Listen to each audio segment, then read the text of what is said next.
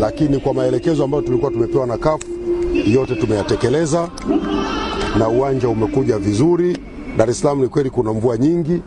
Uwanja huu uwezo wake wa kuondoa maji umeboreka sana sasa hivi ikilinganishwa na wakati ule tulipokuwa na changamoto. Sasa hivi unaweza kutoa maji humu ndani kwa haraka zaidi ya mara 10 ya kipindi kile, kwa sababu kuna kazi kubwa ambayo imefanyika kwenye uwanja. Sasa haya mengine ni maamuzi ya mamlaka zinazosimamia mpira. Sisi serikali hatuamui mechi gani ifanyike wapi, wanaoamua ni wenye mamlaka yao. Lakini sisi tumeandaa uwanja na uwanja uko tayari, na nyinyi wenyewe mmeuona. Uwanja wa Benjamin Mkapa ndio huu hapa. Hapa mvua hata ikinyesha saa hizi baada ya dakika 10 tu hakuna maji ndani. Huu uwanja wa Benjamin Mkapa ndio uwanja pekee tunaotegemea kwa nchi yetu wenye hadhi ya kuhost mashindano ya kimataifa. Mheshimiwa Rais anatambua hilo. Ameamua kuongeza viwanja vingine viwili kwa mpigo. Kwa sababu leo tunahangaika hapa kwa sababu hatuna uwanja mwingine. Yaani kama sio Benjamin Mkapa hatuna uwanja mwingine. Lakini uwanja wa Arusha kule tuko 43% leo tunakwenda. Sio muda mrefu ule uwanja na wenyewe utakamilika. Tunaanza kujenga uwanja mwingine Dodoma. Kwa hiyo ni shida tunapata changamoto sasa hivi kwa sababu nchi yetu ina uwanja mmoja tu.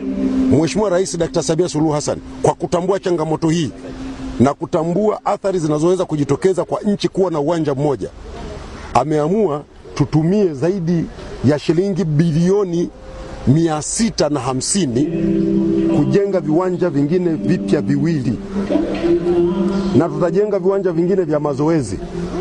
Huo Shamba la Bibi, uwanja wa Uhuru, na wenyewe tunauboresha ufikie sifa ya kuchezwa mashindano ya kimataifa yanayoandaliwa na CAF. Kwa hiyo sio muda mrefu manake tutakuwa tuna viwanja 4 vikubwa vya serikali vyenye uwezo wa kuhost mashindano ya kimataifa. Benjamin Mkapa, Arusha, Dodoma, Uhuru.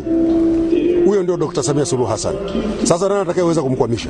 Hapa saizi wanateka advantage kwa sababu tu tuna uwanja mmoja. Na uwanja wenyewe uko tayari ndio huu hapa. Hapa zimeweka fedha nyingi.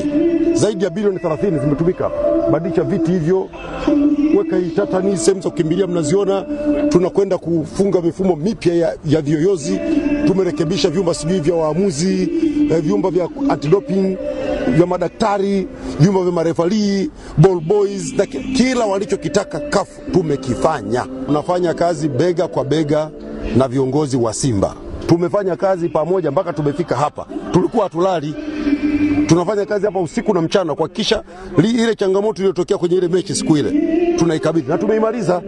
Mimi naomba waandishi wa habari, mkiona Dar es Salaam kuna mvua nyingi njoni hapa. Alafu mvua ikikatika tu hesabuni dakika ya kwanza, ya pili, ya tatu, ya 4, ya 5, ya 6, ya 7, ya 8, ya 9, ya 10. Hamtakuta maji huko. Kuna kazi imefanyika, kuna pesa zimewekwa za walipa kodi humu za kurekebisha. Sasa haya maamuzi mengine ndio maana nasema hayo sio mamlaka yangu, mimi siwezi kuzungumza. Hayo sio mamlaka yangu, lakini sisi tulichoambiwa tumekifanya, na nyinyi wenyewe mmeuona uwanja huu hapa.